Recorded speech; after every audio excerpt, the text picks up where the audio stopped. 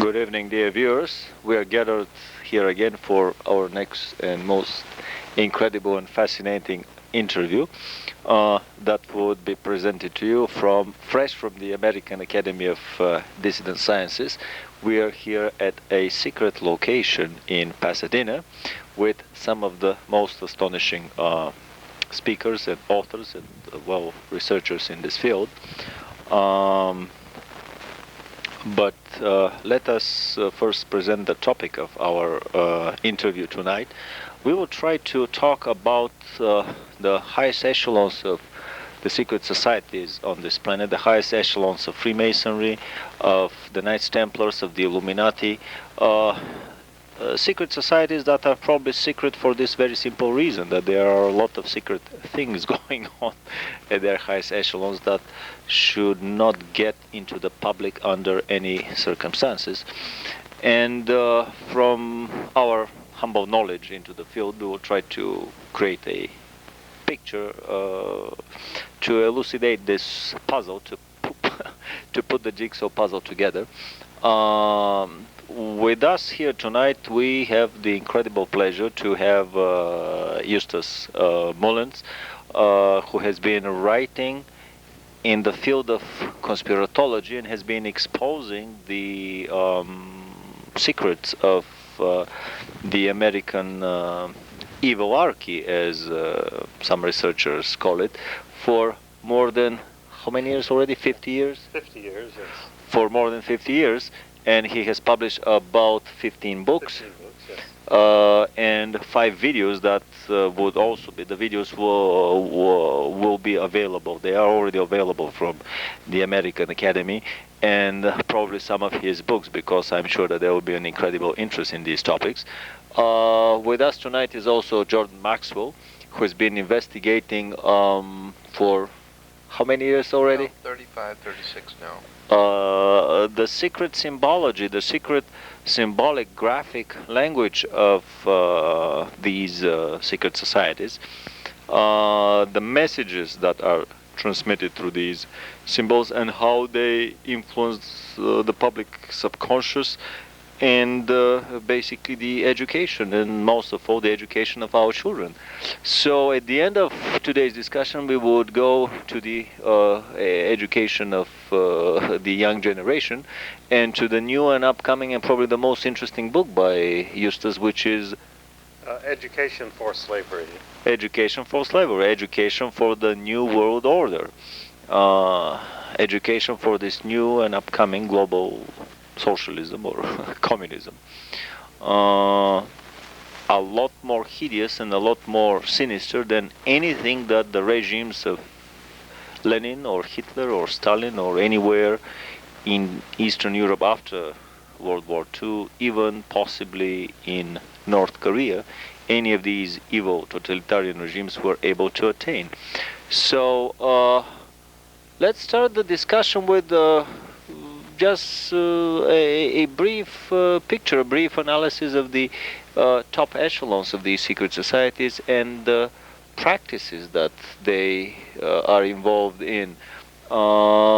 It has been widely rumored that the top echelons have been engaging for centuries in homosexual practices, that they have been using these homosexual practices for mind control, not just for horizontal recreation or for kinky horizontal recreation, but for the specific purposes of mind control and of influencing their members. What would you say for that topic, Eustace? Well, there's no question that there is a demonic element in homosexuality, which, by the way, the psychiatric profession has never dared to touch. And of course you cannot treat a homosexual by a psychiatrist without going into the demonic practice that it really is. So this remains a great gap in the treatment and in the literature on homosexuality, because you see this goes all the way back to the dawn of history, to Genesis, to the Canaanites, the curse of Canaan. And the Canaanites have always used homosexuality, not only for control, also for to break down the integrated personality, which gives you a much more pliable subject. And it's a basic feature of behaviorism. It's very interesting. I mean, we would not like this tape to sound as another gay bashing tape. We have nothing against probably 95% of all gays that are basically practicing recreational homosexuality. What we're interested in here is the very small percentage of gay men that happen also to belong to the social subset of secret societies, and especially the most high echelons of these secret societies that engage in homosexuality for totally different purposes, namely for mind control, for social control, and so on. What would you say, Jordan? Well, if you remember that secret societies as social movements, as Eustace says, go all the way back to the beginning of man's history. And there has been two schools of thought concerning the modern-day Freemasonic societies. One is that they started out as a good idea and eventually got corrupted, or that they never were any good to start with, and that any society that needs to operate in secret just was not any good to begin with. In the middle of the night. Yeah, and so I tend to believe that anytime you have societies operating in secret, there's always going to be this element of activity that's covering something. And it's fascinating, as we were saying before, when you get into the symbols and emblems of these ancient secret societies, going all the way back to the Sumerians, and as he brought out the ancient Canaanites, throughout the Middle East, symbols and emblems are like alphabets. It's like symbols in the alphabet. If you put enough of them together, they will tell you a story. And that's the kind of thing that I've been interested in years, is the way these emblems and symbols in government, religious orders, fraternal orders, all have connecting emblems and connecting concepts, and it's a fascinating subject. It's a very secret alphabet that allows only the initiates of the highest echelons of this secret society to understand the messages. It's like a subspace channel coded message of well, if you understand hyper words. Well, if you understand that doctors have their own language, attorneys have their own language, the clergy have their own terminology in their language. It's only to be even teenagers and young people have their own language, and so it's only to be expected that secret societies would have their emblems and symbols and ways of connecting themselves to each other in foreign lands and terminology. But I'm saying that if you go into the national coats of arms of nations, flags, all of the harlotry of the coming out of the Middle Ages, all of these things have a very powerful significance on the world in which we're living today. And there's a whole world of knowledge operating beneath civilization. I've heard some rumors. I mean, basically, we cannot in 2 hours here bring indestructible evidence. A lot of the discussion tonight would be about rumors and stories and so on, but still they paint a picture that is quite a bit self-standing. I've heard, for example, stories that the highest echelons of the Knights Templars are a sodomic society. What would you say on that matter? Well, I think that's true. I think that's borne out. And in fact, when the King of France, I think it was Philip, when after the Templars, homosexuality was one of the reasons for the crackdown on them. But of course, what he really wanted was the fortune, the great treasure which the Templars had amassed, and also he felt that they were a political threat, and so he would gain several objectives at one time, and also gain their treasure by attacking them on the, by then I think, well-established grounds of homosexual practices.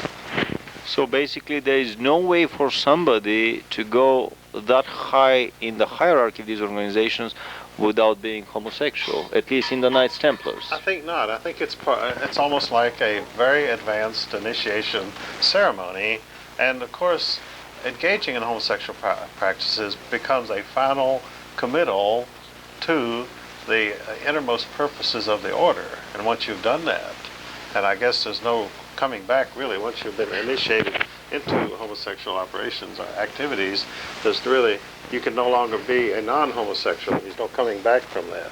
And I think that they realized this and that they wanted this as the final commitment from the official. How about Freemasonry? Have you heard any stories about the highest echelons of Freemasonry engaging in? If you go back into the most ancient times, religion has always had sex connected to it, and especially the occult religions are very, very connected in so many ways to sex. Sex was a very big part of the ancient world and of the symbols coming out of the ancient world, and it even comes into our modern day in so many ways that we don't even think about, such as the Washington Monument in Washington, D.C. is the male phallic, and it connects with the Oval Office, which is the female, which is the generating force, which is the G for Freemasonry. The G within the square and the compass stands for the generative force of sex. And as I said, the ancient world had a very heavy influence on sex. Sex was used in all of the rituals, and especially words and terms and black symbols. magic sex. Absolutely, and I believe that the people who are at the top of the world today are using sexual magic, and I think that's probably why so much sex is flaunted in movies, television. The sexual revolution Yes. itself, Yeah. free It's sex. all part of not a revolution just for freedom and free sex, but it has an integral part to play in the overall occult movements of the world to open the human mind up to sexual perversion. Also lowers the inhibition in a human being to accept anything. And once you have compromised your morals in that way, you are now ready to be compromised with money. The next step. With the next step, and with power, and then you've been bought. So Because I've heard that basically the highest levels of Freemasonry are quite a bit into homosexuality, it and should not surprise me. it becomes basically a very cozy boys club, and in a way an initiation into the next and higher degree is probably all the members of that secret Masonic cell taking turns at the Well, I have once a newcomer. I had once a teacher make the point that I thought was very significant, just in passing, that this whole apparatus that we call the secret societies has as its basis a war between the sexes, going all the way back into the prehistoric world, and that for so many thousands of years the woman was the symbol for spirituality, the goddess. And then with the coming of the Roman Empire, more emphasis was placed on the gods as male. And so today we have this male domination of the world, and yet there is this very important connection between male, female. Well, that's why you had temple prostitutes in the ancient world, because there's very important connections can be made between the act of sex and the psychological connection with God. Some sort of a spiritual connection with God during the time of sex. And so that's, I think, very important to keep in mind, that probably these people at the top of the secret societies are, without a doubt, sexual perverts. Justus, what would you say about another and very interesting secret society, namely the Skull and Bones? Because this is a secret society not of elderly men that have reached the 33rd or the 38th degree of Freemasonry, but these are young kids in the 21-year-old, the third year of college, that are initiated in that society. Have you heard of any homosexual overtones? Oh yes, the initiation ceremony of Skull and Bones, which finally began to leak out after many years of total secrecy. The fact is that the initiate into Skull and Bones, first of all, he has to strip off all his clothing. Then he has to lie down in a coffin, and there he recites every sexual experience that he has had throughout his entire life, whether with male or female or what they did. And so this is in the presence of his brothers, you see, the fraternity brothers. So in other words, he is totally confessing all of his sexual activity of his life to that time, and they are now in possession of this knowledge so that they have not merely a weapon of blackmail, but a weapon of control, because whenever he sees one of his fraternity brothers around the campus, he knows that that brother knows all of his innermost secrets of his life. And in other words, you place yourself totally in their hands. And the Skull and Bones, of course, was set up by the Russell Trust in 1858 as a branch of the German Illuminati. And apparently this is also an Illuminati technique, probably developed by the Jesuits to force the initiate to place his personal history and all of his secrets in the hands of his fellow members. And then after this recitation of his personal secrets, he then stands up and is supposedly born again as a new person under the guise of the Illuminati Skull and Bones. And the members of this fraternity, by the way, there are other fraternities on Yale University, but it was generally known by the students there that Skull and Bones was the peak. In fact, a Yale student told me one day, he said, it was known on the campus that if you were tapped for bones, you were set for life. You would never have to worry about career or fortune, because you would be taken care of. And only 15 seniors each year are tapped, you see. Yeah. And they are from the most elite families, the Harrimans, the Rockefellers, and the Bushes. His family was an employee of the Harriman interests, and so that's how Bush was chosen. Families that have been for many generations into Satanism and black magic and secret societies. Yes. Also, there is a funny fact that when you are induced into the Skull and Bones, you basically lie naked in a coffin. Yes. Not only that you recite your past sexual exploits, but you lie naked in a coffin with a red ribbon tied around your lightning rod. Oh, yes. Also, I heard that they do something like a rush where everybody is naked and they kind of jump over and fall over and then pile upon this new inductee. And what goes on in the middle of this frenzied rush, I cannot say, but it looks like kind of a preparation for future sodomic experiences. Plus another funny initiation rite that they have, you have to go and dig up a grave of a famous person and steal his skull. That's how the skull of Geronimo was stolen by one of the famous boners and brought to their shrine, which is a whole building in the middle of Yale University campus. The skull of another famous American, several Mexican revolutionary leaders were dug up and so on, which is, like a gory story from a horror movie. I mean, digging up a grave and taking out grisly bones in order to be initiated in a satanic society.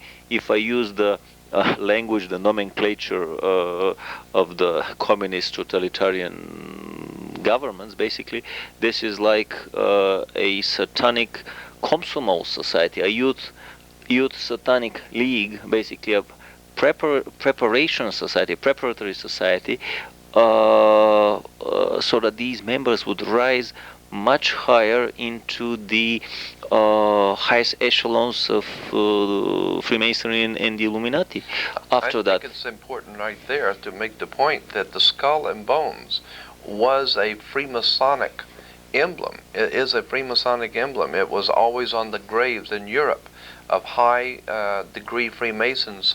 On their graves would be the skull and crossbones. It got even the pirates of the Caribbean, even the pirates would run the Jolly Roger, the black flag with the skull and bone. Not only Freemasonic emblem, but I was reading a book on black magic, and there there was a photograph of a table set for satanic rituals, the daggers to kill the victim, and there was a skull and two femur bones in the very same exact geometrical position and shape as the emblems of the skull and bones. Right. And you know that in the language of symbology there is basically nothing coincidental, and that for me was a very strong indication that there may be some satanic overtones into that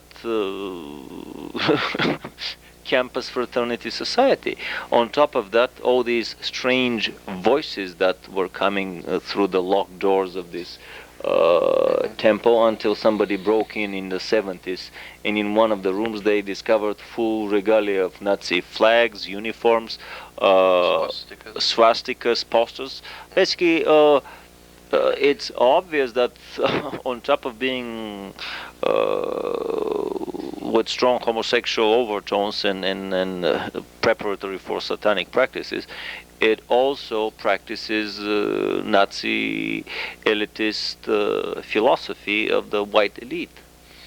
Now, this particular area I'm not that familiar with, but I know that the introduction of perverted sex opens up it lowers one's inhibitions to start with, and then opens one up to further corruption.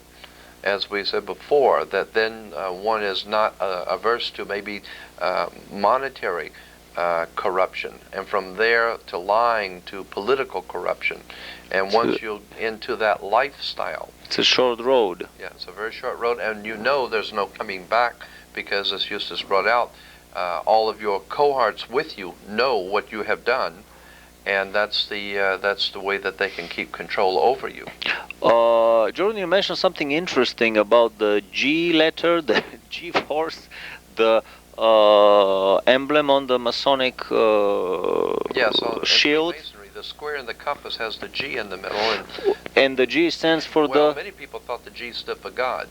And then there were some who felt that G stood for geometry, which had some basis for belief. But actually, if you go back, it goes all the way back to the generative force of sex, generating the generative force in nature. In the generative organ, which is the male organ. Which is the male organ, absolutely. So that's why only men are admitted in Freemasonry, yeah, well, it supposedly. has quite a bit to do with the superiority of sexual superiority of the male over the female.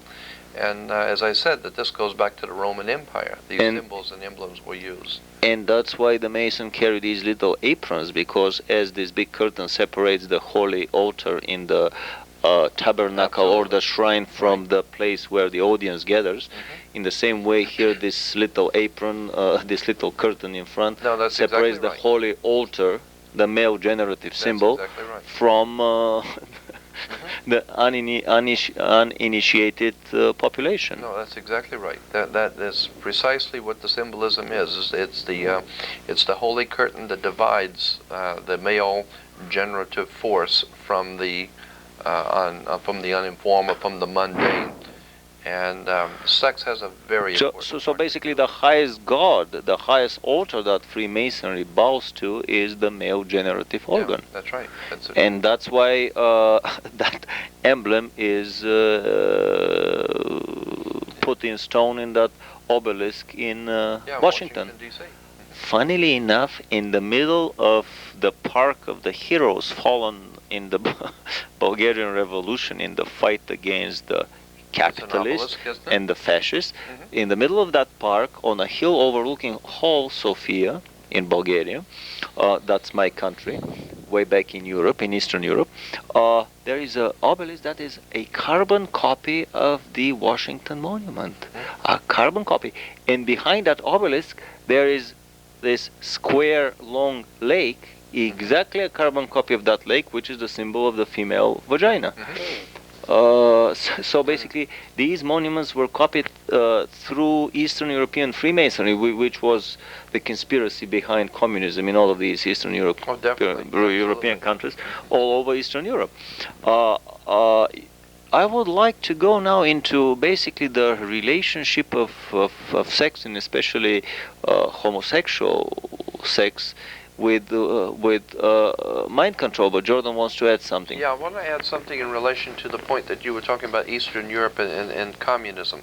Are you aware of the fact that the communist symbol of the sickle, the hammer and the sickle, were in fact separate symbols for thousands of years? The sickle was used in one way and the hammer in another.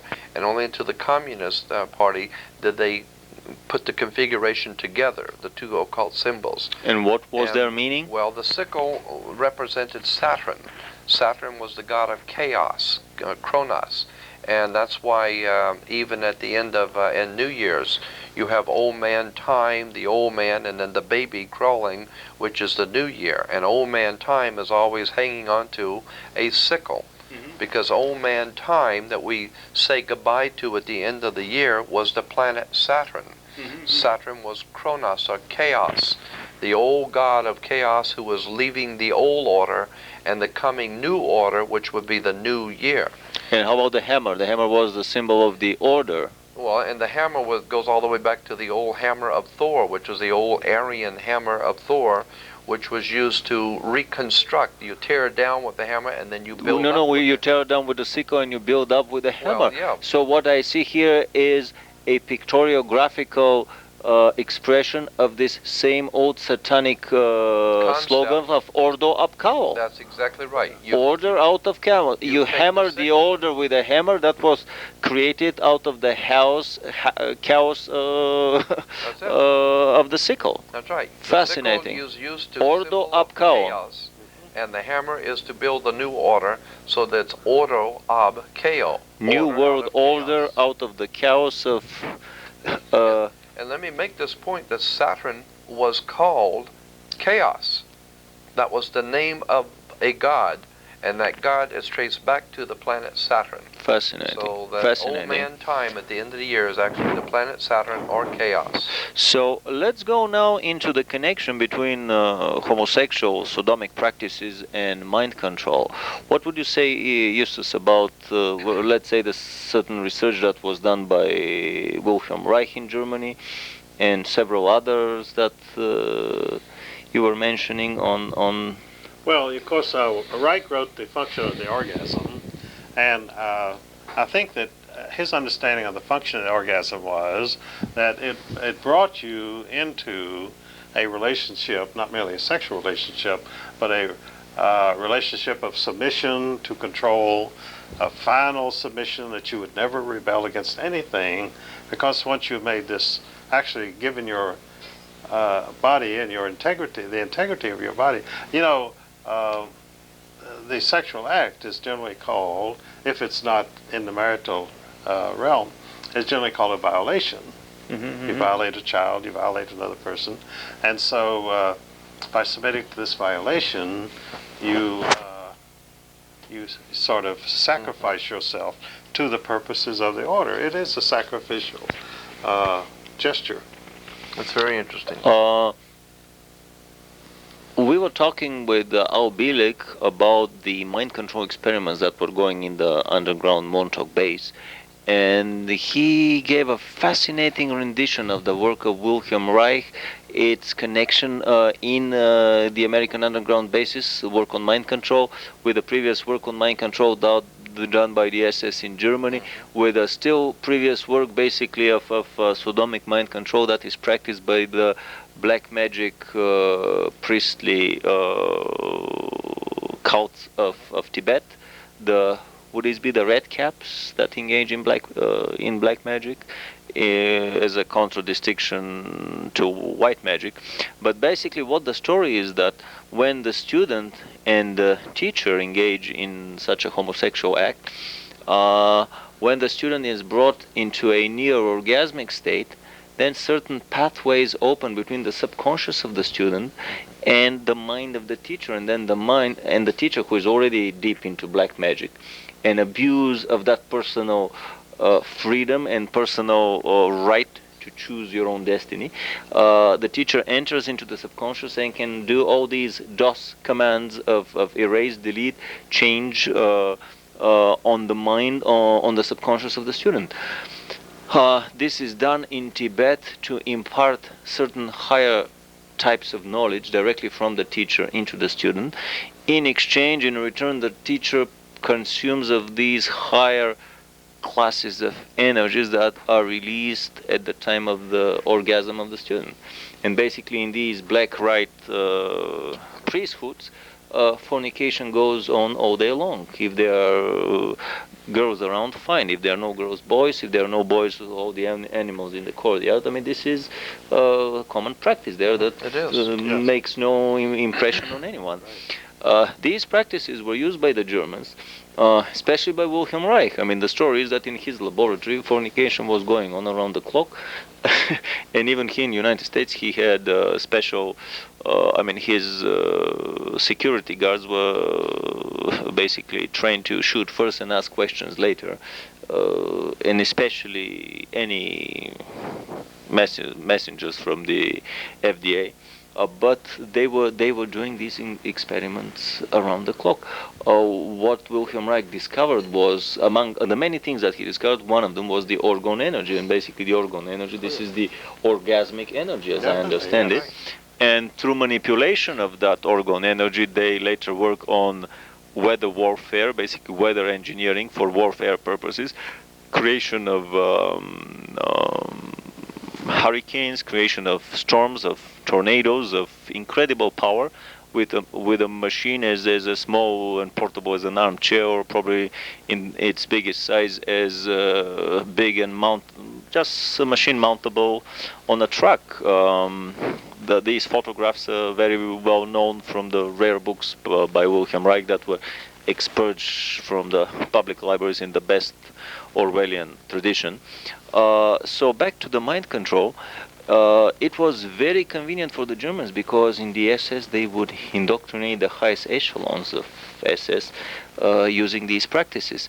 And later on in the 50s and 60s, especially in the underground Montauk base where Al Bielek was working as an engineer, they would abduct boys, teenage boys from the streets of Long Island, put them in these underground dungeons, and most of these stories have been related to in our previous films. In the film by Preston Nichols, A Visit to the Montauk Base, they even found the cages where these boys were kept before sodomizing and mind controlling them, in not just changing some of their files, but basically completely erasing their DOS directory and substituting it with a new one, with a totally new personality. And then these boys were supposedly sent forward in time, possibly to be the new perfect agents for the New World Order, let's say in the upcoming riots in Los Angeles. These were experiments done in the 50s and 60s. What a better way to create a perfect anonymous agent without any background. For these of us that have seen the French film La Femme Nikita, about the creation of such a perfect government agent from a lady that was sentenced to death, and the public was notified that the sentence has been carried out, but actually she was not killed and hidden in a special underground indoctrination and training center where she was turned into a total assassin. The Montauk Project was an even more precise and diabolical operation, because there dozens of boys were turned into totally mind-controlled individuals and sent forward in time. And these practices were done through mind control. Much, much later on, they developed electronic chairs where you would be brought electronically to this near orgasmic state, and then they would do the same mind control operations on you. So let's come back to the basic education of kids. I wouldn't be amazed that this high early introduction to homosexuality is meant not only to compromise the morals of the person, but also to prepare him for future mind control manipulation. Justus, you were mentioning today that basically in the English boarding schools, these were very accepted practices. Well, that's true. And in fact, you always had the elites, the children of the elites were always subjected to these practices, because there again, it made them more amenable to carrying out the program. In other words, they would not be rebels, they would be people who would fit in. They would be trained to fit in. Because education, you see, is not merely imparting knowledge Education is many things. It is training, and as you point out, it's also seduction. And in fact, Corruption. Seduction. I'm afraid education today is mostly seduction and corruption, and the imparting knowledge is a very minor part of it. And brainwashing, basically. The fascinating film by the rock group The Who, The Wall, another brick in the wall, creating new bricks for the total wall, bricks by the millions, faceless bricks that are not different from any other one in this giant wall. Yeah, basically, I mean, these English boarding schools where most of the teachers were single, and it was accepted, basically. And our American elite was trained in New England boarding schools, which essentially carried out the same practices as the English schools. Or in all boys military academies, where these practices were carried even more so. Definitely. It's fascinating that such homosexual practices have been widely practiced in Japanese culture too.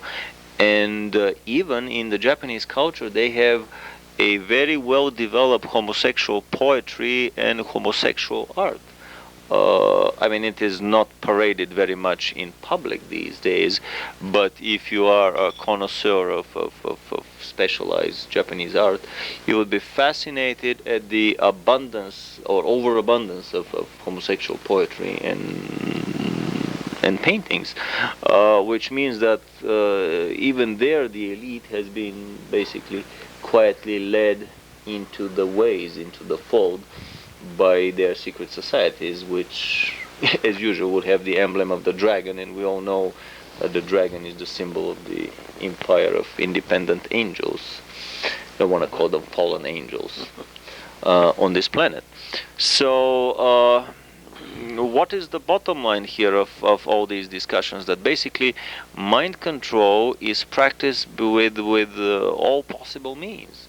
I mean, in 20th century, a lot of technical means have supplanted homosexuality. We have mind control frequencies beamed at us through the television sets, mind control frequencies piggybacked on the cellular system phone network, microwave frequencies beamed from special transmitters or orbiting satellites that directly resonate with cranial cavities and create the effect of hearing sounds or even obeying orders, basically totally controlling the individual. Microchip implantation for the purposes of monitoring and mind control. Basically, I think that Martin Cannon is one of the best researchers in the field of microchip implantation by the government, with his book The Controllers, which is also available to the public. Through Freedom of Information Act released documents, the CIA has had secret programs in microchip implantation into basically unwitting subjects. In the 50s and 60s, we're talking about 40 years of microchip implantation techniques. Microchips for mind control were available well before microchips were officially discovered for personal computers and bigger computers. So my feeling is that this is basically an evilarchy, as we were laughing with Eustace today, demonocracy. It is a demonocracy, there's no question about it, and it is composed of elitists. In fact, I saw the term used in political magazines a few years ago at when some revelations were coming out of Washington about J. Edgar Hoover, who was not only a leading Mason, but also was a well-known homosexual. And the term home intern was in quite current use for some time. That, in other words, the world was instead of the Comintern of the communists, the world was being governed by the Homintern of the homosexual elitists, which really was not far off the mark. And that was only used for a short time and dropped out of sight, was never used again. But I thought the Comintern. I thought the Homintern was quite a very telling thing, and I guess it revealed too much because it was not in currency very long. Suddenly it was dropped, never mentioned again. I haven't heard that term in at least 10 years. I think a very important writings was done about 20 years ago called The Religion of Revolution, in which the article was written by, I believe, Rushdoony, and out of Texas, and it was an exceptionally penetrating article about how homosexuality has been used, and sex in general, but especially homosexuality, has been used to prepare the human race to accept other things. And it was very well documented. It was a very interesting study, and it was called The Religion of Revolution. And it showed how sex was being used to prepare people to accept, as it said, the rape of the people and the rape on their minds, the rape on their freedom, and that sex was a very integral part of all of this. Sex was used to prepare the people. I mean, what a better example to that than the heavy metal concerts that are used to prepare the young generation for the further acceptance of all these practices. Basically, why would one never find a violin or an harp as a musical instrument as part of a heavy metal band? Because I mean, these are instruments that basically resonate with the frequencies of the higher chakras, of the highest and basically the several top chakras. So they would be detrimental, counterproductive to a society that would like to stimulate the lower chakras of these lowest basic instincts. On the contrary, the drums and the heavy metal guitar, especially the bass guitar, resonate in the frequencies of the lowest chakra, of the groin chakra, of the sexual drive. So when thousands of kids get titillated to an ecstasy on a heavy metal rock concert, this is nothing more than a audio frequential acoustic massive masturbation, amplified by thousands of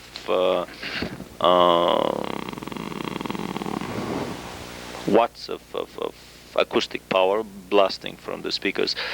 I mean, there are very nice pieces even into heavy metal music, but I enjoy some of them. But what's important here is that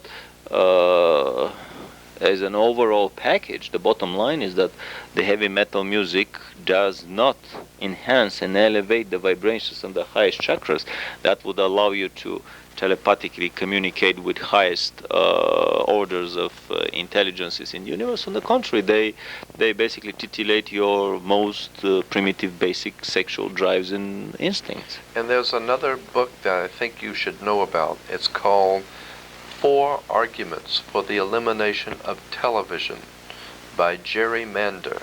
4 Arguments for the Elimination of Television. And in there, he was the owner of the largest advertising agency in America, in San Francisco. And he basically in the book outlines how television has used, how it's put together, the mechanics of how television it was designed, how it's put together, and gets into the electronics of it, and then talks about how sex, he brings that point in about how sex is promoted through the television, and how the electromagnetic force field that is around you when the TV is on. It's a very interesting book, and it has a lot to do with what we're talking about here. You might want to try and find it, and it's still available in bookstores today.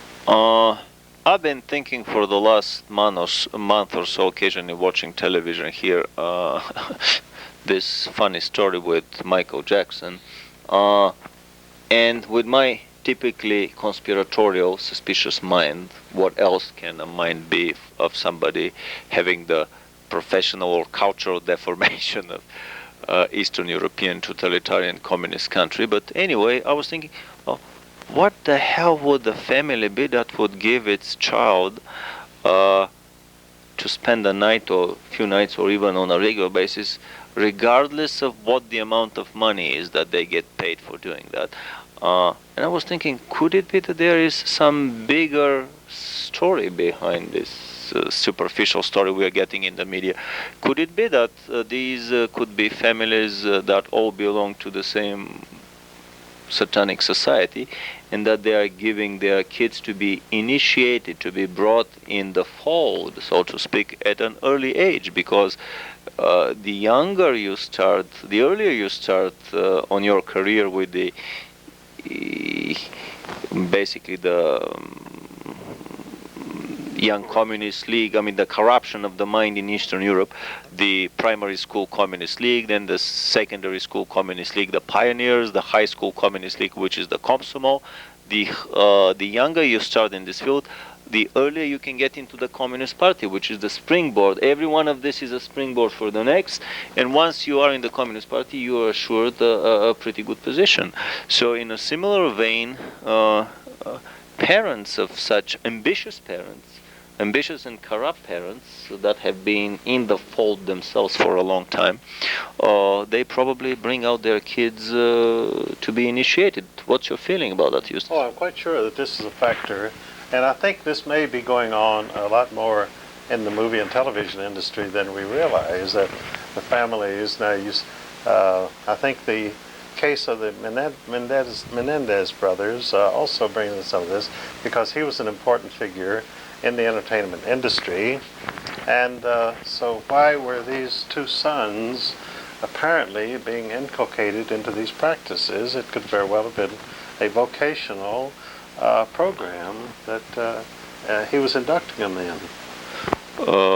Absolutely so. And I mean, the whole pattern, I mean, the whole personality of the father of the Menendez boys, an extremely ambitious, overly ambitious individual that started from nothing and rose quickly into that industry. I wouldn't be amazed that the fastest way, the fastest and strongest springboard to rise into the secret societies in the world would be probably to be a member of a satanic cult, which is the innermost core, the innermost circle of a secret society. What's your feeling on that? Yes, as a matter of fact, you know, they have something in Hollywood. Well, let me go back and say this, that the old Celtic or Celtic magicians in England, the old Druid priest, the magicians, always worked their magic with magic wands. And magic wands were always made out of holly wood. And today, we still have Hollywood being used to work their magic on us. And I think it's interesting that when you get into the symbolism in Hollywood, there's something called death head colors in Hollywood. And that is, every time there is to be a rape or a violation of a human being, and especially a death, there will be certain colors which will always come up, and certain symbols are worked into the picture, so that subconsciously the subconscious mind picks up these colors and symbols every time there's to be a rape or a death. And around Hollywood it's called the death head colors and death head scenes. And so they're still working their magic on us in Hollywood today. A lot of what's your feeling, Eustace, on the Satanism in Hollywood, basically black magic and Satanism? Well, I think that Satanism definitely is a factor in Hollywood, because first of all, you've got mass media, mass communications here, which means you reach the entire population. So if there's any place that Satanism would want to have an outlet, it would be here. Absolutely. No doubt about that. Yes. I mean, so many of the films that, I mean, forget about the horror movies, which are not only clear, pure satanic rituals, many of them, but I've even heard stories that the film crew and cast would do a black mass every morning before the beginning of the shooting of such a film. You know, Merv Griffin a few years ago had on William Blatty, who was the author of The Exorcist, and he was also the director of the movie The Exorcist. And it was interesting that when Merv Griffin asked him, where did you get all of this material on Satanism and devil worship and all that kind of scary stuff in the movie? And he said, well, I worked for the mind control department of the CIA for many years. Right. And he says, and the CIA is definitely up to speed on all of this because they use this throughout the world. And another important, well, I don't suppose I should bring that up, but it was on Merv Griffin's show, so I will. Merv Griffin asked him, he said, well, there was someone else that worked in the mind control department of the CIA at the same time you were there. He says, would you like to comment on him? And he said, yes, L. Ron Hubbard was also indoctrinated in this kind of thinking too, and so I Fascinating. find that to be interesting. Fascinating. Yeah. I've heard stories that the Monroe, what was his first name? The Monroe, Bob Monroe. the Monroe guy of Monroe Institute was also Institute, yeah. was also a member of the same department with the CIA. It's a very interesting line by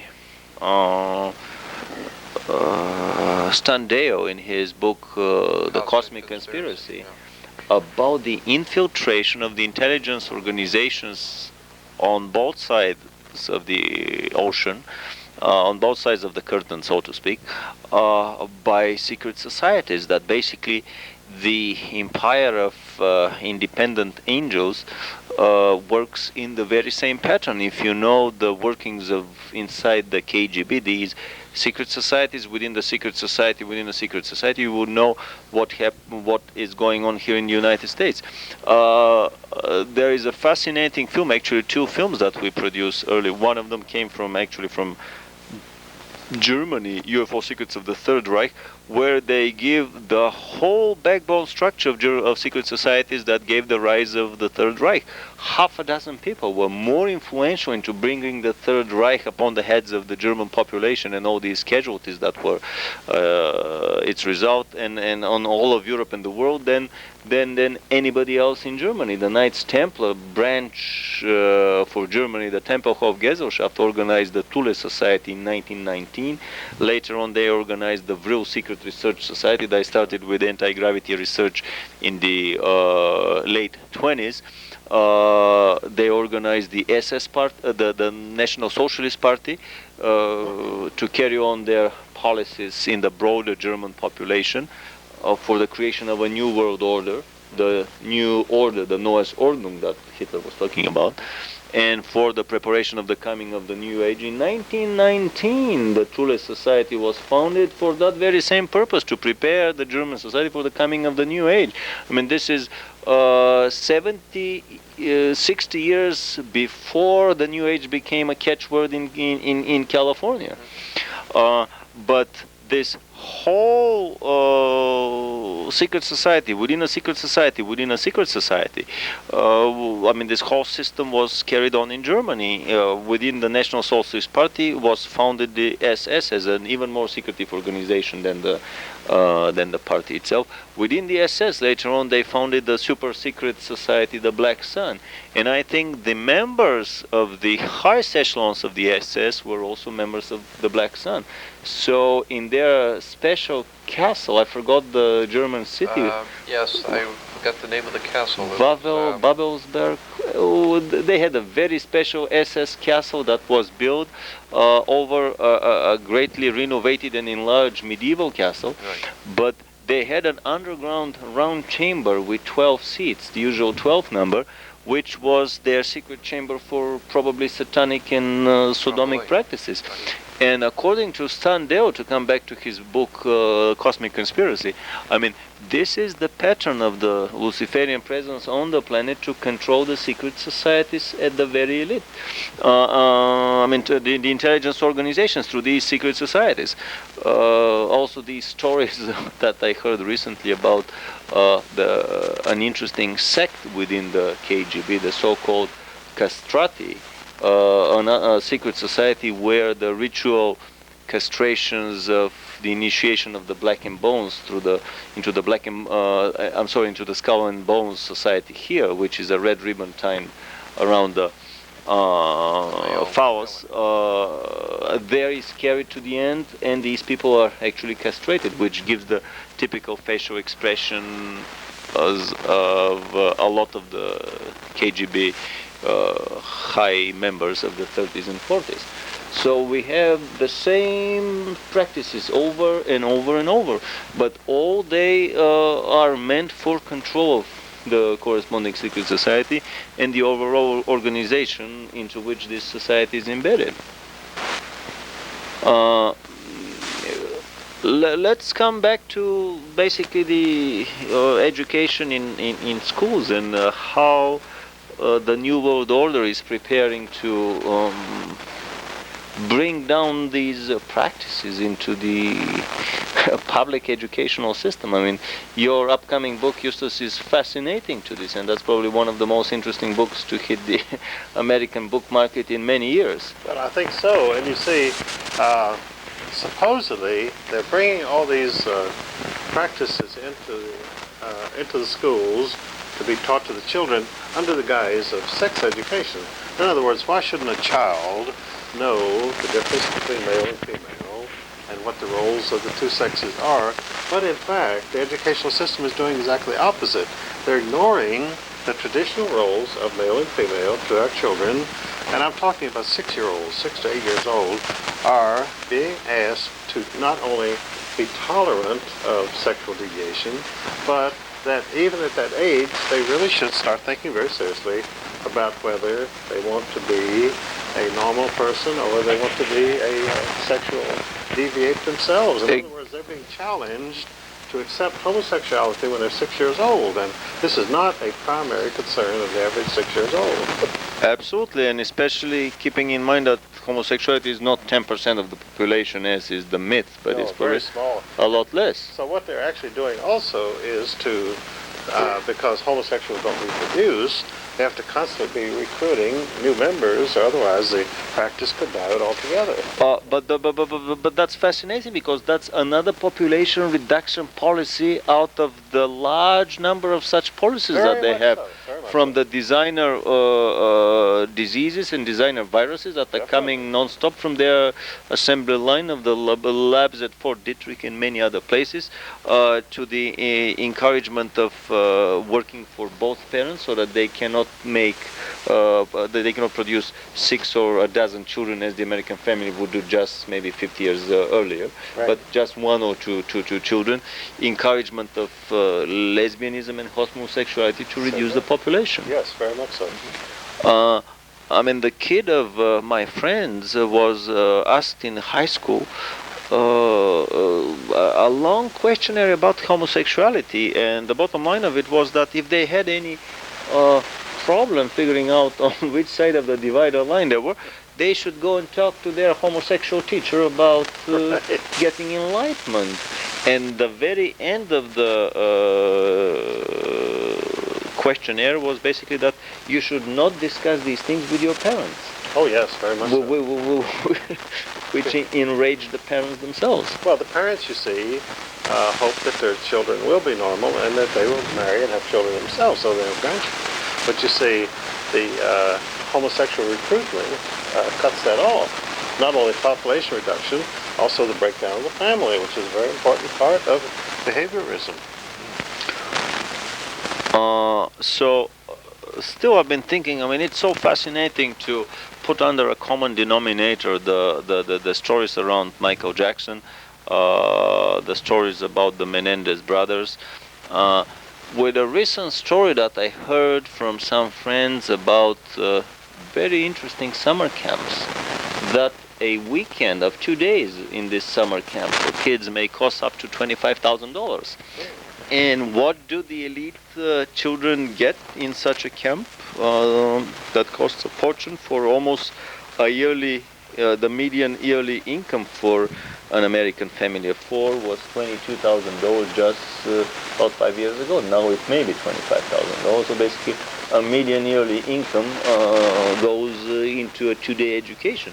I was told that these are camps where the kids of the overly ambitious parents would be taught in an early age to acquire a split personality. Oh. They would get a 6 to 10 year old child and immerse the child in an underground pit, naked. The child is totally naked, underground pit full of beetles, non-venomous beetles and insects, large beetles, but so frightful to the kid that basically the kids go in hyperspace. They immediately get out of the body, and this is the point in time where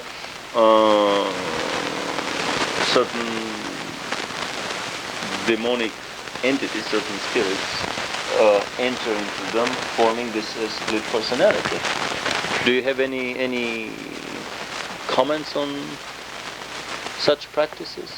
Well, the bring about of MPD, the multiple personality disorder, in children, I think is a very important part of the educational system today, and the homosexual practices are an important part of inculcating MPD in a child because, you see, psychologists know that for a normal, healthy child, there is a period of sexual latency from the age of 6 to about 16 where you do not have overt sexual activity with anyone else, particularly with adults. And that when this happens, you actually sort of burst the child's cocoon, the protective cocoon, in which its personality is developing. In other words, you penetrate that, and that's why it's called penetration.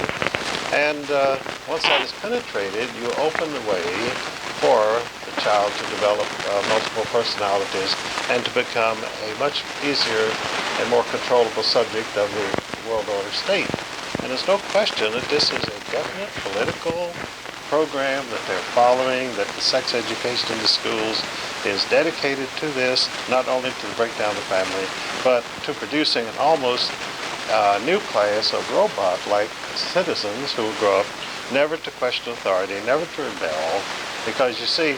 As much as a child in a satanic cult would question authority, as much they would question authority.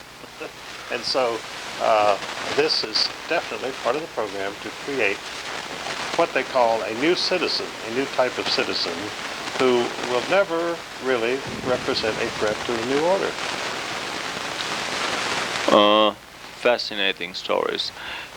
Basically,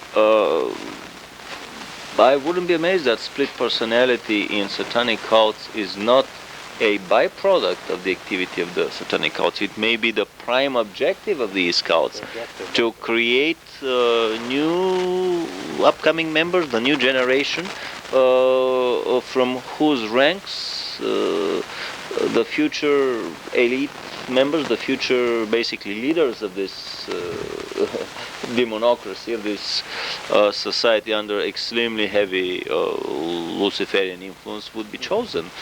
And I mean, stories coming from the secret underground laboratories and projects that have sprung by the hundreds, maybe even by the thousands all over the country. Basically, split personalities created in the employees there. An engineer will have two personalities. So personality A works in the above ground, not so secretive project from 9 to 1, let's say. Then they switch to personality B. He takes the elevator downstairs and goes into the super secret underground establishment. When the time comes for him to leave, he switches back to personality A. So he never even realizes that 4 hours of his day are missing and that he would spend them somewhere else. Somebody was joking that, well, I'm sure he won't be getting 2 paychecks, but he will be getting 2 tax returns at the end of the year. Well, you know, Vladimir, this all brings us to a very important point also, that what we are seeing is a complete change in the ultimate goals of the educational system. Now, before, in the United States, which we had, say, up till 1945, the educational system was supposed to bring out the individual personality of the child, to prepare him for leadership, for a creative life. But today, the educational system has abandoned that goal entirely, and its sole purpose is to produce conformists, Faceless robots. faceless robots. And of course, the split personality is part of achieving this, and the homosexual practices is part of this. And so we actually have seen a tremendous makeover of the educational system, and I think I'm the first person to point this out. That is, over the overall picture. I mean, people have been focusing on individual aspects of this and becoming alarmed about it all over the United States in recent years. That's one reason you've got the homeschooling development, and you've got other reactions. Private Christian schools and so on. Private Christian schools, because the parents realize something very bad is happening to their children, and they're trying to save them.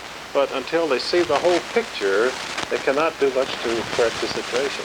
Absolutely. And what I see, the bottom line is a slow, general moving away from the Christian principles and morals into the Luciferian, Luciferus satanic principles and morals. Oh, it is Luciferian, no question about it. Well, something that you mentioned, Eustace, I think is very important when you talked about how the concept of a new man or a new person being developed. Well, that was also the communist goal, to produce That's a new exactly man. right, Yes. the new man. Yeah.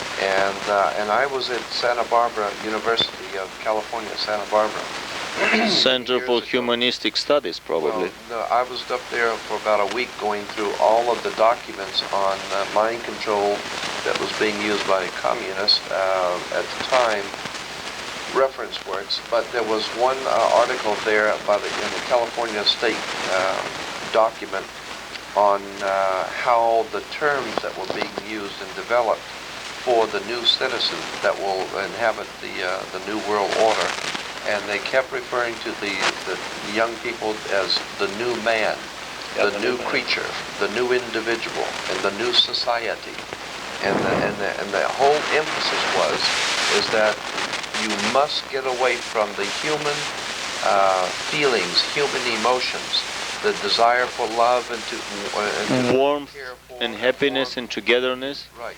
And get away from that. You must have what is called the new man.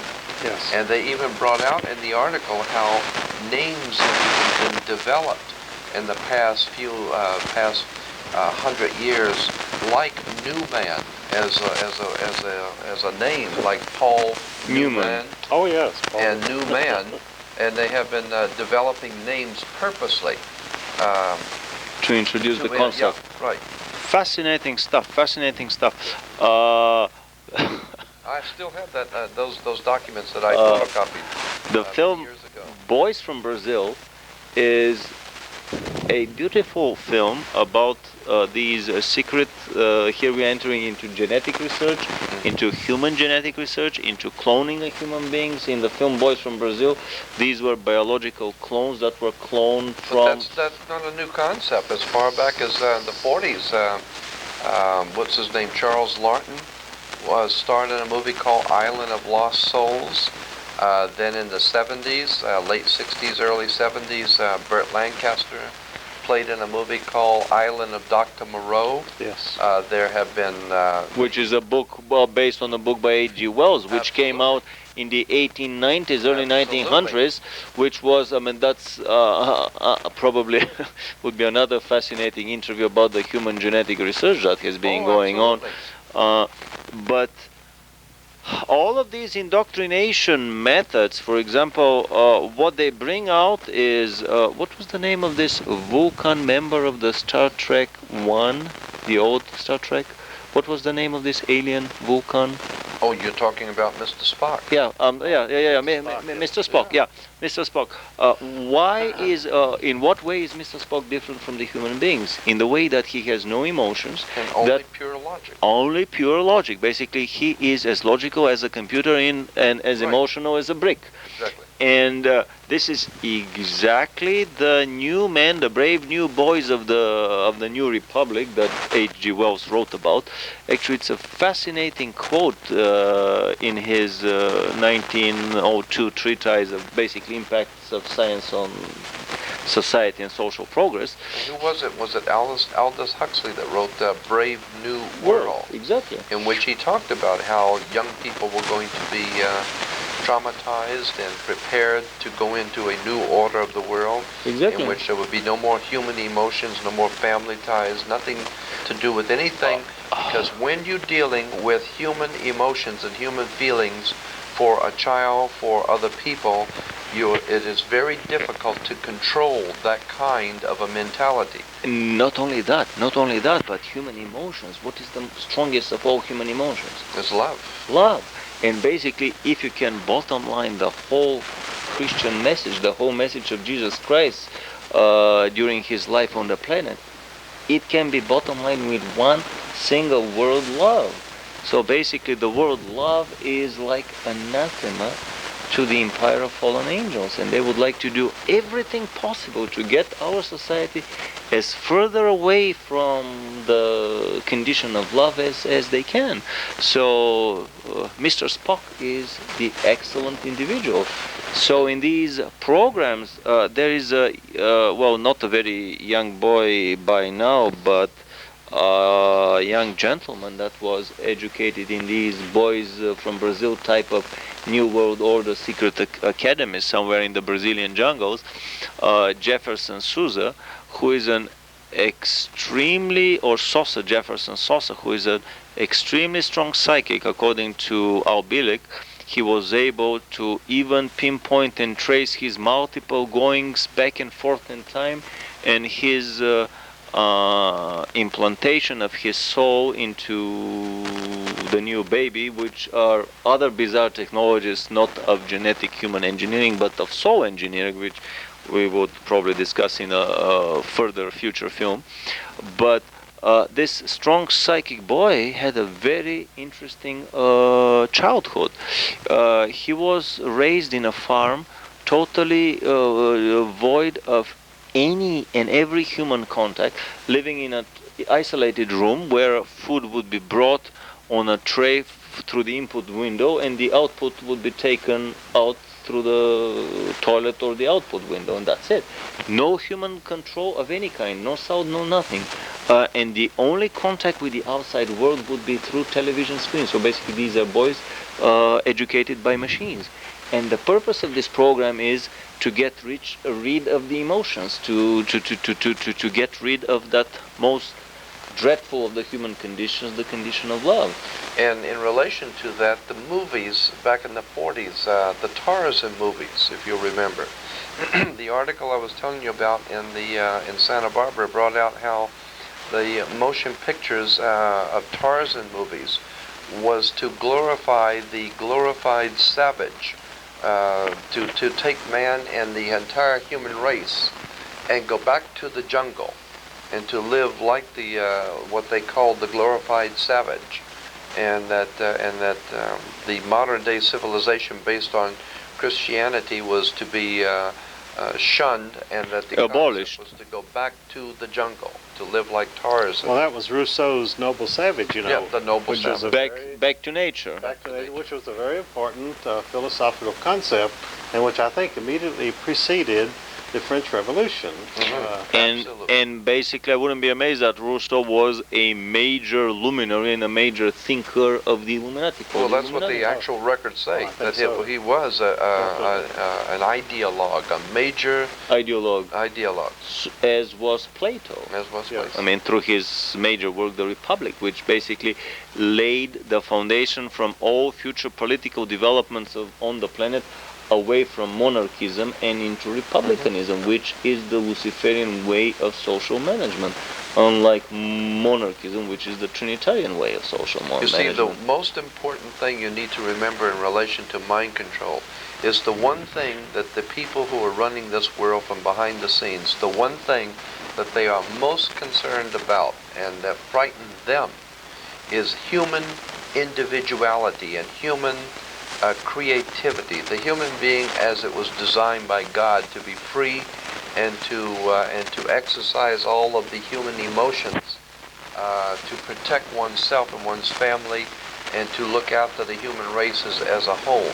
This is the one thing the conspiracy cannot deal with, and they want to do away with is anything that has to do with human emotions or human family, and mechanize the human race in order that we shall all be able to operate together as a machine in the new world order without any human emotions, so that if someone is taken out one night and dealt with by the government, that everyone will just go to work the next morning and just do what they're told.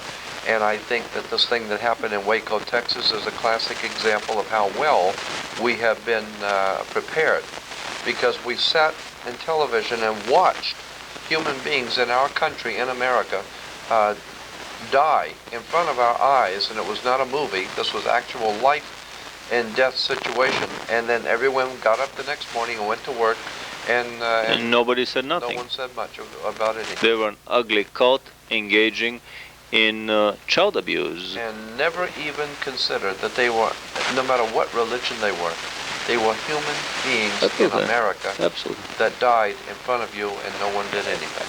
I hit upon a very interesting book, a book called I Am Lucifer. At the introduction to that book, the author claims that he was traveling on a train in Italy one day, fell asleep, and suddenly Comrade Lucifer started talking to him and basically gave him some, not memoirs, but condensed version of his viewpoint of history of the last 2,000-3,000 years. And in several occasions in that book, there were very interesting passages where it was said that Lucifer, I mean, narration coming from Comrade Lucifer himself, and saying that, well, I cannot understand it, this human emotion of love, and I cannot stand it, and basically I'm getting the goosebumps from it. Such a revulsion, such a negative attitude, and at the same time you feel that this is a steely mind, a steely heart, without any emotion, without any compassion, without any warmth.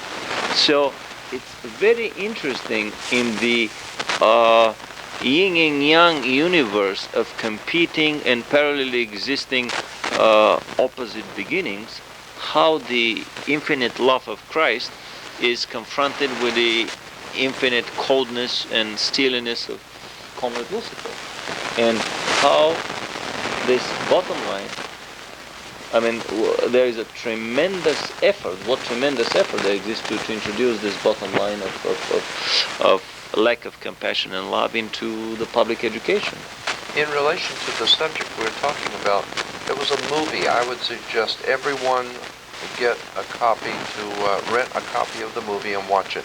It's called Network. It's about 15 years old, and it was called Network. And in it, the head of the network, the president or chairman of the board, talks with the offending newscaster, and in it is probably one of the most concise discussions of the Illuminati's plans for the world that I've ever seen in a movie. It's just incredible. Where the head of the network tells him, the newscaster, that we have been planning this new order, this new world that's coming, where men will be automatrons, there'll be robots, there will be no more troubles like we have here with individuality and personalities. All human creatures will be working for one goal, the goal of the new order, and it's just a fascinating explanation for what these people have in mind for the world. I'd suggest highly that you get the movie Network and watch those scenes in it. And incidentally, in that movie, also at the very end of the movie, the newscaster says to the audience on television, he said, well, don't worry about America being destroyed, because we are the goose that lays the golden egg. So we're going to be here because we have to be here to feed everyone. And he says, so you're not going to see the end of America, you're not going to see the end of the world, but what you are going to see is the end of individuality, human creativity, and the individual human being. That's what you're going to see the end of. That's what we have now. No longer will there be the individual creative personality. We're all going to live in a new order, in a new world, where there will be no more individuality, no more human emotions at all. You will be amazed in how many science fiction stories or films the idea about implantation of microchips in the mind of a person so as to obtain a total control, so as basically that every step would be known to the elite, every word said, and when they decide to pull the master switch, then you would become an obedient performer of their orders and their agenda. I mean, these are not just science fictional ideas coming in the mind of authors, but these are scenarios and agendas that have been played out and that have been developed by hired luminaries in the scientific field in the very same way that, let's say, the report of the Iron Mountain was generated, hiring with unlimited budget for 3 years Nobel laureates and the best of the best in 20 different academic fields.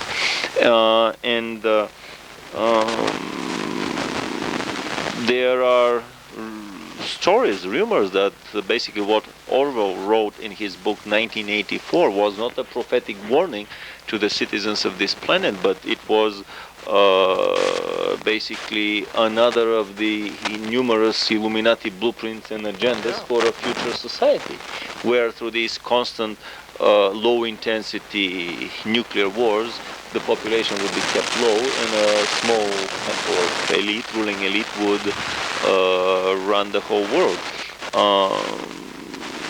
I mean, these are the most frightening of the scenarios prepared by the most frightening of the numerous factions of the independent angels being on the planet, namely the factions that are very deep into the occult and black magic, which is disregard of individual freedom and total interference with the mind of the subject. Well, a few moments ago, we talked about H.G. Wells. H.G. Wells also wrote another book at the turn of the century called The Time Machine. And in the movie The Time Machine, you should get that movie and rent it and watch it, because that is a real experience. The story shows how in the New World Order, all people are totally devoid of anything, emotions, no individuality. Everyone is totally controlled, and at a certain time of day, the buzzers go off, the sirens go off, and everyone stops what they're doing, and they go back up to the mountain, to the holy mountain, and there's just absolutely total control over all peoples. And the name of the movie was The Time Machine. And you really should get that and watch it, because H.G. Wells wrote that at the turn of the century. He knew what he was talking about, because he was a very important member in the Fabian Society. And the Fabian Society, of course, was an organization set up in England with the help of Lord Milner and Rothschild Moneys and Cecil Rhodes to prepare the entire world for a coming communistic, socialistic world, but not on the Soviet model, but that communism and socialism could be infiltrated into the thinking of people in the Western world. And so I highly recommend both of those movies. What's your feeling on the Fabian Society? Justus, what do you think? Well, the Fabian Society is a very important part of the World Socialist movement. In fact, we have a supposedly hard-right, ultra-conservative group in this country called the Heritage Foundation, founded by the Coors beer fortune, which is actually run by a Fabian socialist from England named Stuart Butler. And you see Stuart Butler appear on programs supposedly espousing capitalistic, free American enterprise ideals, when in fact he is herding the American conservatives into Fabian socialist directives. I mean, so many leading socialists in Europe were members, overt or covert members of the Fabian Society, that basically it has been the hotbed of not only British but European and global socialism and communism. And there was one of the symbols of the socialist movement for many, many years, still used today, is the red rose. And I have many, many pictures in color of very famous communist and socialist leaders, many communist leaders and socialist leaders wearing the red rose, and Castro and all the hierarchy of the Soviet government. All the Soviet, all the Eastern European, I mean, it's a very important symbol of Right. all May Day, May 1st celebrations. Right. But in the New Time magazine for January 19th of this year, 1994, there is a color picture of the new President Clinton looking at the Oval Office, and in his left hand is a red rose. And I thought that was very significant. Why would the President pose for a picture holding a red rose? And so there's a message there. You better do your homework on Clinton and the White House, and you better find out why that it's called the White House, Yes. and why England is ruled from something called Whitehall. And why the Russian center of power is called It's called the White House. also the White House. Oh, yeah. And the Russian colors, the new color for the new federation is red, white, and blue. And the new symbol on the national coat of arms is the double-headed eagle of Freemasonry. So this white of the White Houses all over the world is basically the white of the white magic. Oh, well, and it goes back to Whitehall, as I said, in England. And the word hall is profoundly important because you have the Union Hall, the Lodge Hall, the Masonic Hall, Juvenile Hall, City Hall, the Hall of Records. This all goes back to the old ancient Hall of the Initiates in Egypt, from which the Freemasons took that term hall, and today we have Whitehall, or the Hall of Justice, and City Hall, Town Hall, etc. So what we're having here, what we've got here, is a very highly tuned, well-organized, and highly financed world conspiratorial apparatus operating with black magic, occultism, secret societies, and fraternal orders, and it just boggles the mind of most people who are not aware of this as to how far along the human race is toward the end of the human race. As and we the know it. coming of an inhuman new order. And even commercials about carpooling these days on television, where they have these faceless, endless streams of people without any expression, without any love and feeling, marching slowly toward downtown, resembles very much the very same faceless Roboton movements of workers going deep underground into their squalid living quarters in the famous silent film of the 30s, Metropolis, which is one of the most fascinating films about another possible Illuminati blueprint for a future society. Yes. Let's leave the elite to live on the surface of the planet, and all the other robotized workers would be living deep underground amid lack of light and abominable conditions. Or another film to that end, which is Brazil. This is one of the most fascinating films. Actually, I find these films, Metropolis, 1984, and Brazil, among the most important films Yes. about what a totalitarian society would look like. And anyone who would like to get an idea of what the New World Order would be should get and watch these films in succession, and then discuss them at home with the whole family, because And these are incredible films. incidentally, there's another one you don't want to miss. It was made in 1939 it came out, 1939 I believe, called Things to Come, another book written by H.G. Wells. The book Things to Come was made into a movie, and Michael Rainey was the star. And in it, it shows the world after two major world wars, and a new group of people, men come in to rule the world. And Michael Rainey is the leader of this new group of men who are to rule the world. And in the movie, you can rent it. It's called Things to Come. Michael Rainey says, "We are the Freemasons of the New World Order. We are the Masonic leaders of the New World, and we are bringing a new order to the earth.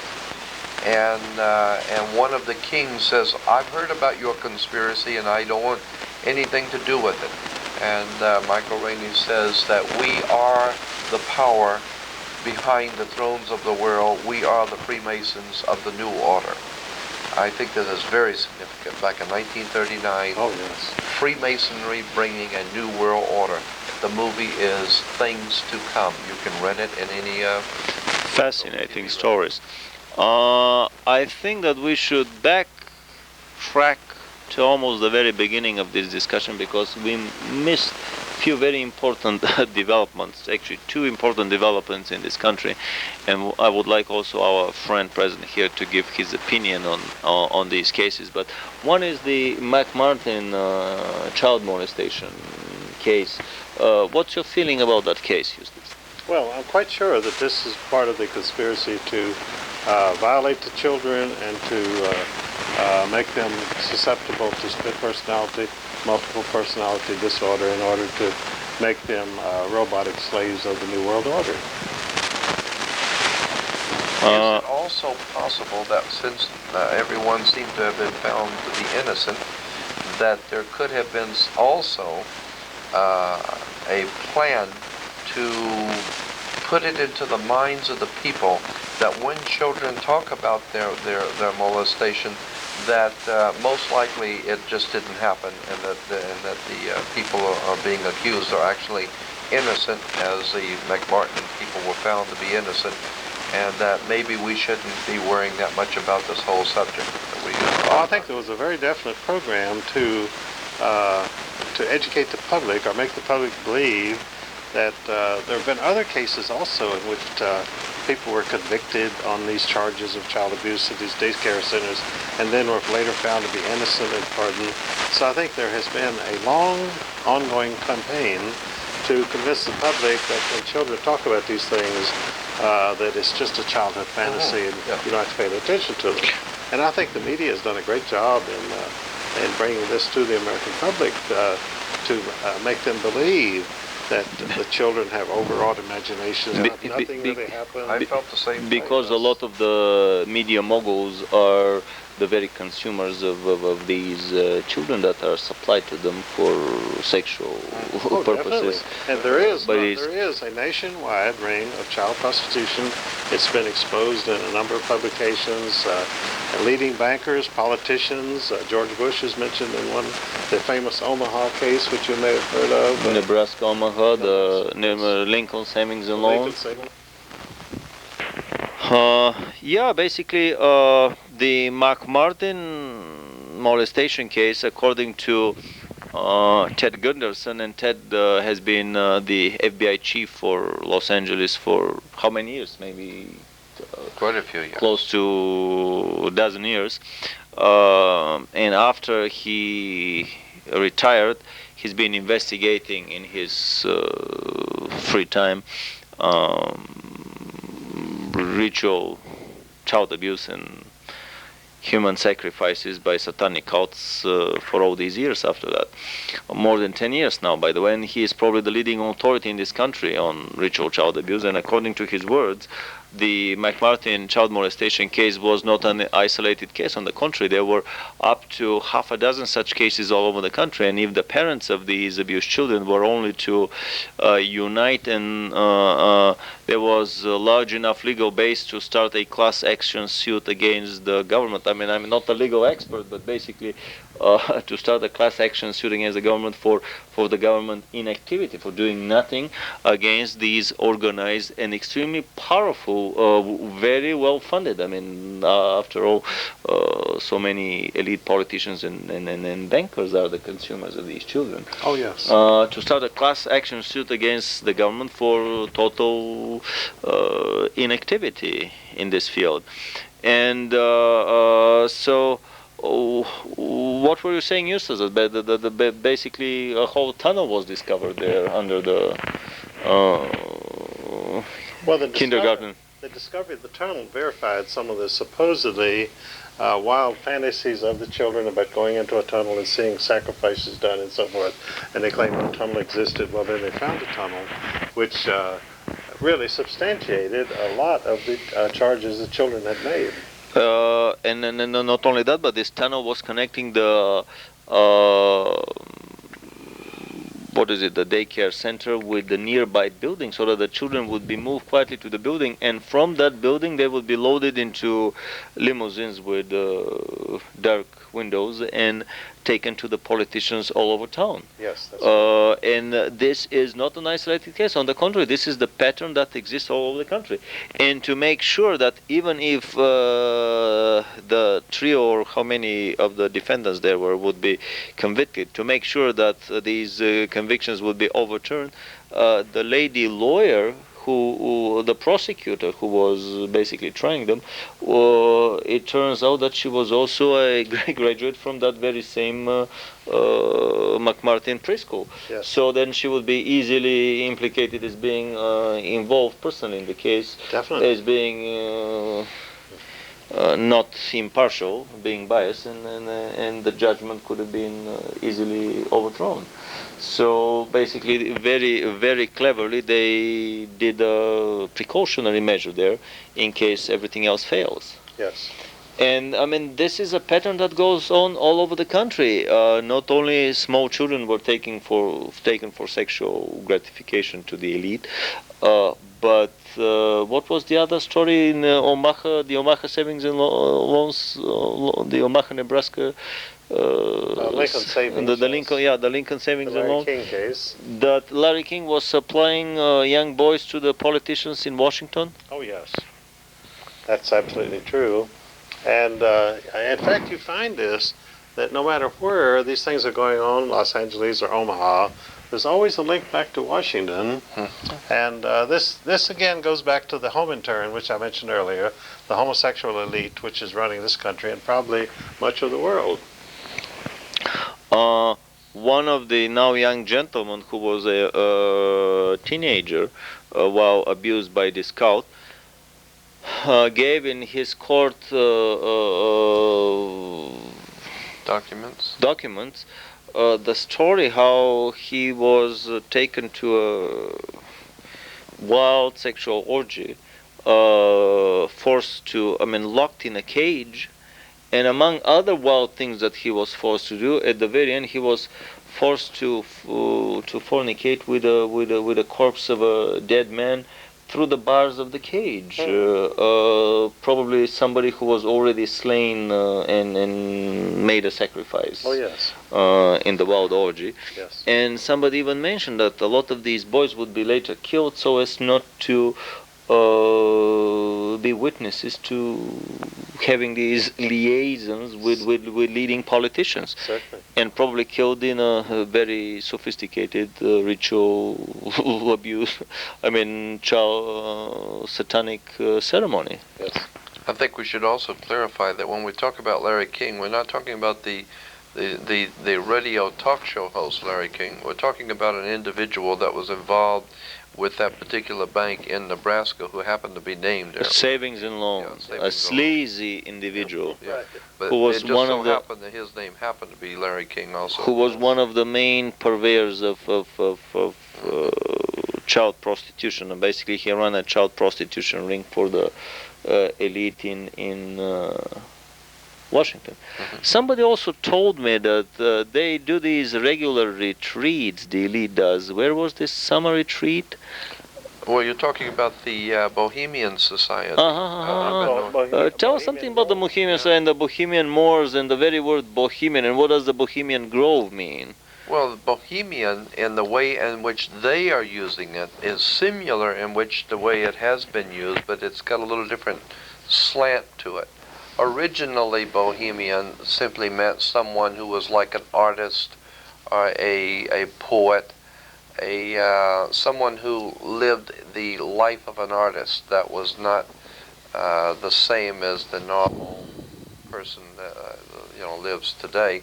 Poor intellectual. And so it was kind of like the community of artists and intellectuals, and so that was a bohemian. However, the Bohemian Society that meets in Northern California in the last 2 weeks of July, they have even explained in their own literature what they mean by the word bohemian.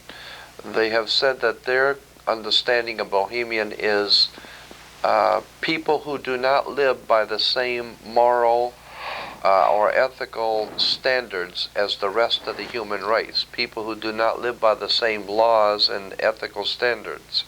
And so if you understand that the Bohemian Society is made up of all of our living presidents, all of the top leaders in this country, and they are openly saying that they do not live by the same laws and regulations and morality that you do. That's the Bohemian Society that meets once a year in Northern California. For how long do they meet? For 2 weeks, in the last 2 weeks of July. What do they do in all these 2 weeks? Well, they supposedly are there able to put down their differences and be one organization, so that leaders of the different individual political parties, even from Europe, supposedly enemies, can go there and for 2 weeks not be enemies any longer, and they can discuss the events of the day and be able to roam freely, and of course you have to know there's going to be sexual orgies and all kinds of things going on there. You think so? Oh, I'm totally positive of it. Yeah, they're totally isolated, and also they've come under fire because women are complaining they're excluded from this. Yes. These are the business and political leaders of the Western world, and women claim under equality they should be allowed to participate, and that it's interfering with their careers and so forth. So there are several aspects, and also the fact that it's called a grove, and of course this goes back to the groves. Grove worship, yeah. Grove worship of ancient Babylon, where the bodies of, where the pieces of the body of Nimrod were hidden, and In a grove. in a grove, and so the grove itself has deep Freemasonic significance. Very much so. Yeah. Well, Very much so. basically it's the antipode of the temple worship, because the temples in these societies, especially in the Western society, these are the Christian temples. Yeah. In a Christian temple, you worship in the middle of the day, in broad daylight, open ceremony, open to everyone, every member of that society. But in a grove worship, you at night. practice out of sight of the temple, Right. actually outside of the city, hidden deep in the grove, at night, at midnight, invitation only, closed secret society. So it is exactly the diametrically opposite image and procedure to the Christian ceremony. Oh, it's And- a pagan ceremony, definitely. No doubt about it. And the grove also directly is connected to the Bohemian Grove. The word grove is directly connected to the old Celtic or Celtic magicians, as I said, in England, the Druids, because the Druids were the worshippers in the groves. And so that's a very important term, grove worship. Fascinating thing. How about these Bilderberger meetings that happen once a year? The world leaders there, would they engage in some special practices? Because Well, I a think you are not allowed to be a part of this elite hierarchy unless you have proven yourself. Never allow a decent human being to be in their company. That would be absolutely suicide to allow a human being or a decent man to be in their company, because these people are all perverts. Why would? How could they possibly allow a good man to be a part of their organization? how could they possibly allow somebody with a face of a saint to be among them? I mean, he would be the black sheep of the crowd, Absolutely not. with all these demonic expressions on their faces. Absolutely. Imagine the most fascinating face that I saw just recently on television. The director of the Federal Emergency Management Agency.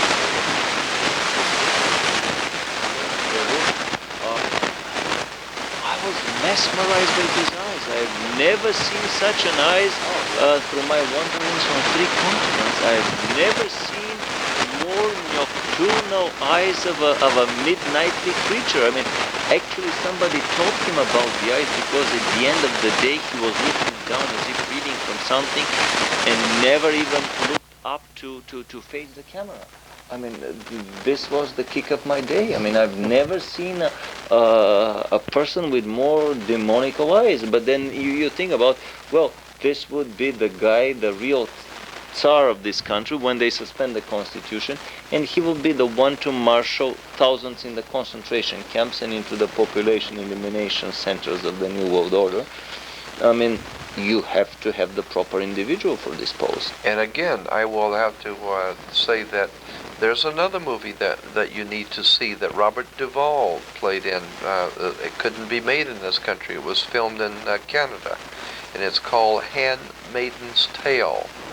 Handmaid's Tale was filmed in Canada a couple of years ago. Robert Duvall, as I said, was one of the stars. And the story is basically America in the New World Order. And the symbol for the new government of America is the triangle with the eye on top of the pyramid.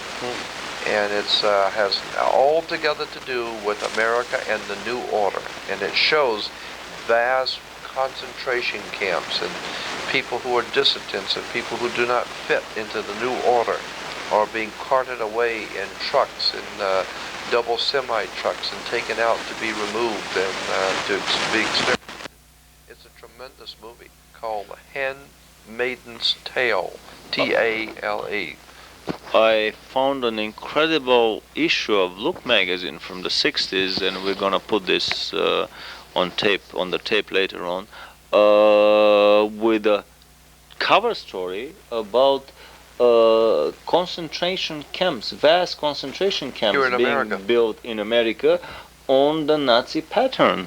And they show photographs of these huge camps that are being built in preparation for either declaration of a state of emergency under whatever pretext, or for a future war against drugs. But this was right at the time the Americans landed on the moon in the late 60s. So basically the New World Order has been preparing 20 years in advance, which is the usual preparation. Well, actually, it's on the dollar bill time. back in 1934.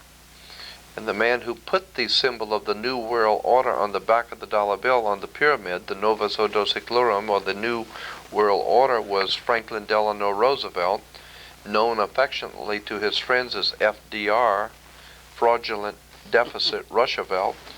And he is the man that put the symbol on the back of the dollar bill, and he was a 33rd degree Mason, and incidentally he was also on the Council of 33 in Washington, D.C. So what would a 33rd degree Mason be putting the symbol of the New World Order on the back of the dollar bill for? Franklin Delano Roosevelt was a very, very evil man. And you know, Jordan has mentioned that these people are basically perverts, and I think this is true because when you look at our present President, Bill Clinton, and I think the average American opinion of him today is that he wouldn't stop at anything, but you see, he's a Rhodes Scholar. Now you have to remember that the Rhodes Scholars arose out of a single man, Cecil Rhodes, never married, who was employed by the Rothschilds to seize the diamond and gold mines of South Africa from the rightful owners. And Cecil Rhodes was handsomely paid by the Rothschilds for this, and he surrounded himself with very handsome young men. And his gift to posterity was that after he died, his fortune was to be used to train handsome young men who were quite pliable and willing to be used by people like himself, that these Rhodes Scholars would become the new ruling elite of the world order. And of course, this is the origins of Bill Clinton's political career. Absolutely. Fascinating story.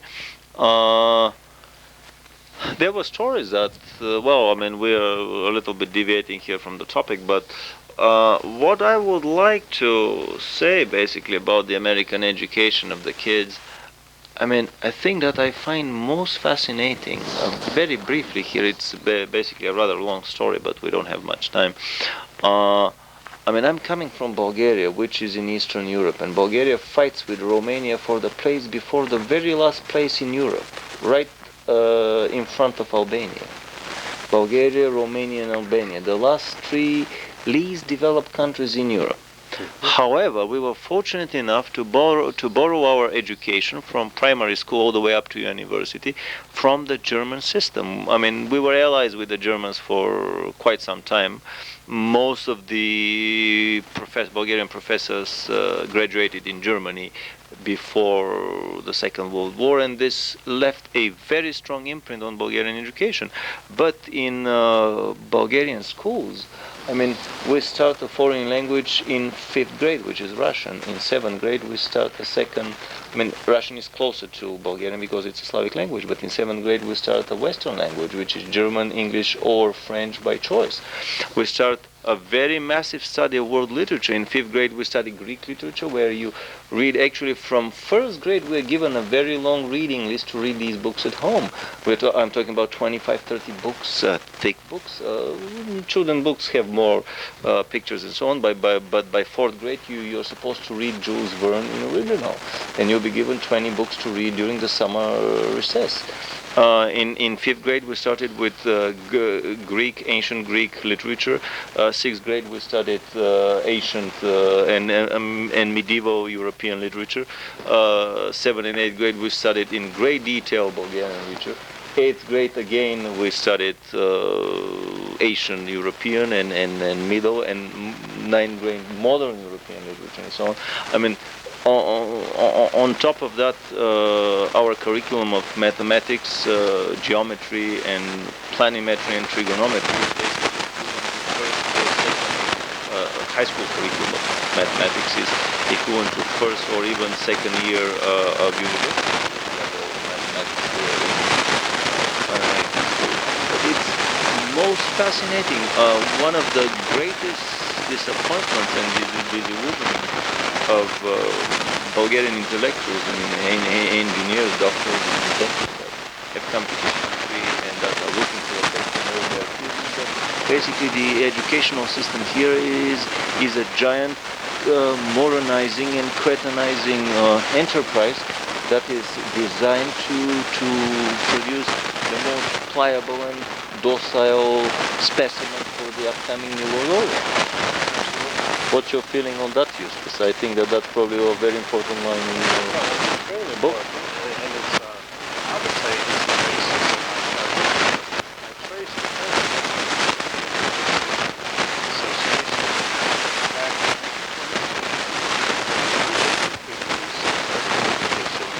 John Dewey and George S. Counts were sent to Moscow to be trained in the Pavlovian technique of conditioned reflex, and they came to Moscow and they were trained in this, and this was recorded, by the way, in the New York Times.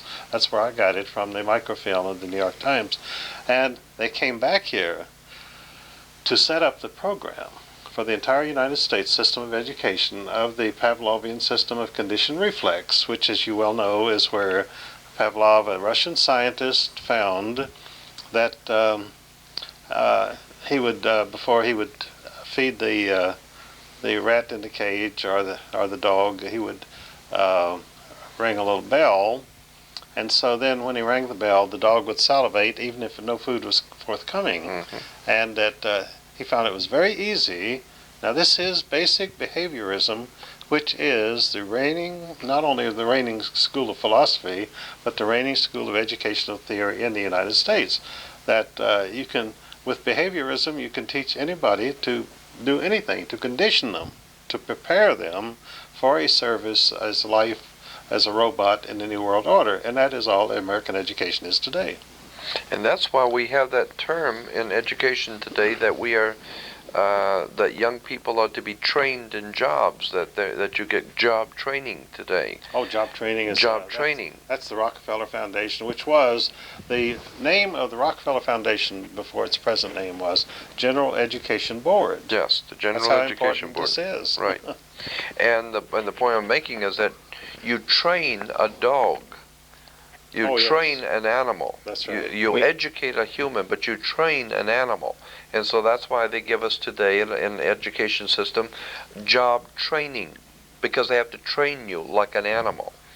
They don't want to educate you. They train you to do your job. That's right. To put the screws in the whatever. And so they train you like a dog. Fascinating.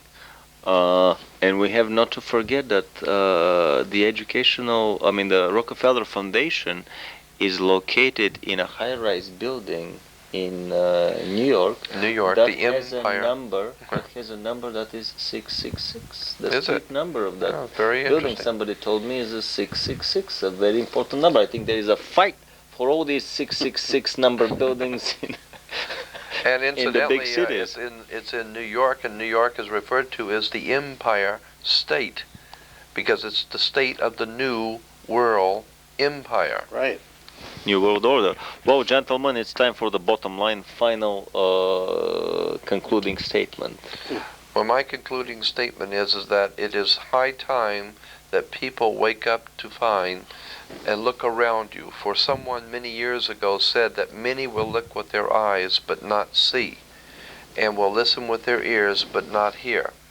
And that is certainly what has happened to America today. People are looking with their eyes, but they're not seeing what's going on. Symbols and emblems and national coats of arms and flags and fraternal orders, symbols are very, very important to the entire system under which we live. And until such time as you understand that this is a very occult order here in America that we live under, you're not going to get the inference that you need to understand. This country is being ruled from behind the scenes by some very desperate and diabolical people, and only until you wake up and to educate yourself are you going to have any kind of salvation for yourself or your family. It's time to wake up. Eustace, what's your concluding statement? My message is to the parents of children in this country, and that is, don't sell your children down the river. Don't sell your children as slaves. Don't sell your children to perverts, and find out what is the basis of the educational program, and get the facts, and then make your own decision as to whether is this the future that you want for your children. I mean, the countries in Eastern Europe gave a resounding answer to the whole world as to whether the socialist system is better than the capitalist system. Why should a public education socialistic system here in this country be better than a system of schools for private education, where